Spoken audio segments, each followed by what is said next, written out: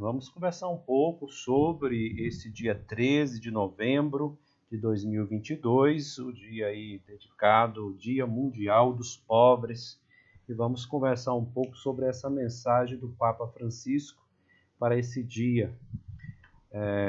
E ele começa, o Papa Francisco, aí citando esse trecho da segunda carta de Paulo aos Coríntios, capítulo 8, versículo 9, Jesus Cristo fez-se pobre por nós.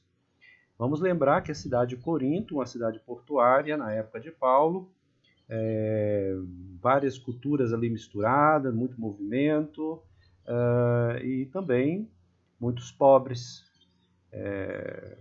escravos, pessoas que passavam necessidade.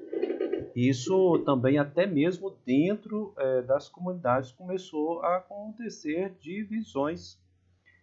E Paulo teve que exortar várias vezes, né, pelo escândalo, que essa Eucaristia está ficando estranha, né? Porque não há mais partilha. Quem chega primeiro come, depois os outros ficam sem. E aí começou a perder o sentido da vida cristã. Então vamos conversar um pouco mais aprofundadamente sobre essa mensagem do Papa Francisco. Com estas palavras, o apóstolo Paulo dirige-se aos cristãos de Corinto para fundamentar o seu compromisso de solidariedade para com os irmãos necessitados. Então vamos lembrar que o cristianismo não é uma questão só de ideia boa, é uma prática, né? O Dia Mundial dos Pobres torna este ano como uma sadia provocação para nos ajudar a refletir sobre o nosso estilo de vida e as inúmeras pobrezas da hora atual. É um tempo da gente refletir como que a gente está vivendo, como que a gente opta pelas coisas que nós necessitamos, se nós estamos vivendo buscando o supérfluo, né? Simplesmente o prazer pelo prazer. É uma coisa que cada um deve fazer a sua reflexão. Cada um pode contribuir se eu e você não caímos no consumismo, e isso contribui para um mundo mais equilibrado. Há alguns meses o mundo estava a sair da tempestade da pandemia, mostrando sinais de recuperação econômica e se esperava voltasse a fazer alívio a milhões de pessoas empobrecidas pela perda do emprego. Abria-se uma nesga do céu sereno, que, sem esquecer a tristeza pela perda dos próprios entes queridos, prometia ser possível tornar finalmente as relações interpessoais diretas, encontrar-se sem embargos, sem restrições. Mas eis que uma nova catástrofe assombrou o horizonte, destinada a impor um mundo, um cenário diferente. O que ele está tratando para o Papa Francisco? Ele tem essa preocupação, né? A igreja tem essa preocupação com essas guerras.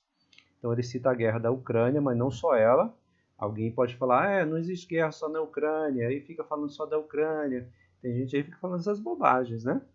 Pois é, nós sabemos muito bem disso, né? A igreja sabe muito bem disso. Tem tantas outras guerras regionais que já vêm se arrastando há mais tempo.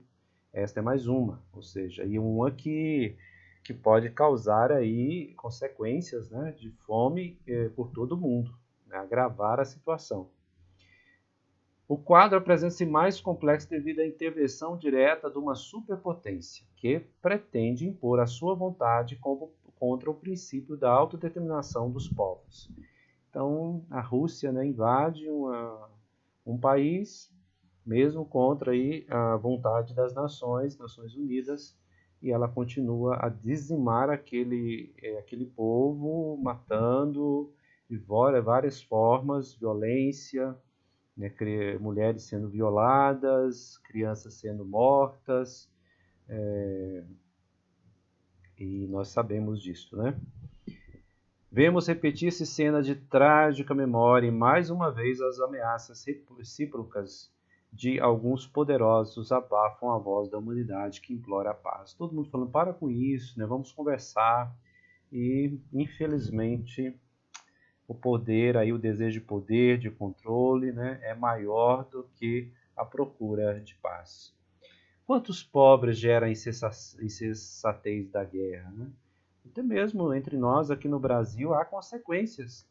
Quando o petróleo sobe, tudo fica mais caro, o arroz fica caro, o salário mínimo perde seu valor de compra, e tantas outras situações que vão agregando a isso, né? A impossibilidade mesmo do lazer sadio de tantas famílias cria o estresse, cria oportunidades de briga, desavenças, os jovens começam a perder aí o caminho, o sentido, perde as esperanças. Então, quando a gente fala dessa fome, desses pobres, a gente tem que entender que a questão é muito mais ampla, né?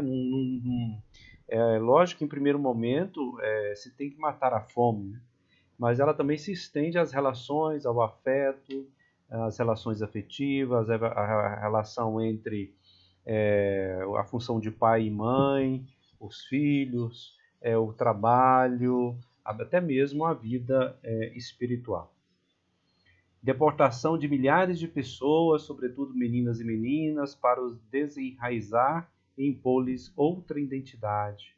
Chegar, como acontece na Venezuela, na degradação, como acontece nos países do Oriente Médio, muitos refugiados em direção à Europa, no norte da África, onde as pessoas são desenraizadas da sua cultura, das suas tradições, perdendo o sentido de vida, não tendo onde morar, não tendo relações afetivas, conhecidos, a dificuldade da língua, o frio, outro clima, são situações bem complicadas. Voltam a ser atuais as palavras do salmista perante a destruição de Jerusalém e o exílio dos judeus. Aquele salmo, né? Que aqui o Papa, Salmo 137. Junto aos rios da Babilônia, nós sentávamos a chorar, recordando-nos de Sião. Nos salgueiros das suas margens penduramos as nossas harpas. Os que nos levaram para ali cativos pediam-nos um cântico, e os nossos opressores uma canção de alegria. Como poderíamos nós cantar um cântico do Senhor estando em uma terra estranha? Como podemos cantar alegria sofrendo a privação da nossa cultura, da nossa língua, dos nossos familiares? Milhões de pessoas, crianças e idosos, veem-se constrangidos a desafiar o perigo das bombas para pôr a vida a salvo, procurando abrigo como refugiado em países vizinhos. Entretanto, aqueles que permanecem nas zonas de conflito têm de conviver diariamente com o medo, a carência de comida, a água, né? A Rússia está bombardeando todas as centrais elétricas, distribuição de água. As pessoas estão ficando nessas cidades sem ter o que beber, e aí o inverno que se aproxima nessa região é muito perigoso para eles, né? Cuidados médicos, sobretudo com a falta de afeto familiar. Alguns jovens que saíram dessas regiões deixaram seus pais, né? Não podiam levar, alguns sem condição de caminhar, de sair dessas regiões, ficaram ali à mercê das bombas. Neste momento, a razão fica obscurecida e quem sofre as consequências é uma multidão de gente simples, que vem juntar-se ao número já elevado de pobres. Como dar uma resposta adequada que leve alívio e paz a tantas pessoas deixadas à mercê da incerteza e da precariedade? É aqui que entra, né, essa proposta que situa o 6º Dia Mundial dos Pobres com esse convite a manter o olhar fixo em Jesus, que sendo rico se fez pobre por nós, para vos enriquecer com sua pobreza. A sua visita a Jerusalém, Paulo encontrara Pedro, Tiago e João, que ele tinham pedido para não esquecer dos pobres. Isso está aí, né? Você vai encontrar isto em Gálatas. Tem quando Paulo sobe a Jerusalém, lá com os notáveis, você vai perceber isso. Olha, Pedro, cuidados circuncidados, e Paulo vai pregar os pagãos. Mas nos dois casos, não esquecer dos pobres, não esquecer dos famintos, não esquecer daqueles que passam penúria. A comunidade de Jerusalém debatia-se com séria dificuldade devido à carestia e que assolara o país. O apóstolo preocupa-se e imediatamente organizar uma grande coleta em favor daqueles pobres. Os cristãos de Coríntio mostraram-se muito sensíveis e disponíveis, por indicação de Paulo. Em cada primeiro dia da semana recolhia o quanto havia conseguido poupar, e todos foram muito generosos. Então, apesar que ali existiu já divisões, e havia algumas divisões, como as comunidades, né?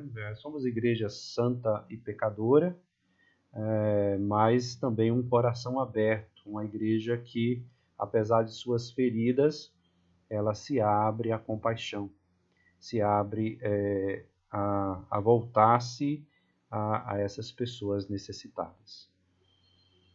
Muito bem, gente, vamos dividir isso em algumas partes, né, em alguns vídeos, que você possa assistir todos os demais, para a gente conversar um pouco sobre esse Dia Mundial dos Pobres. Paz e bem e até o próximo vídeo.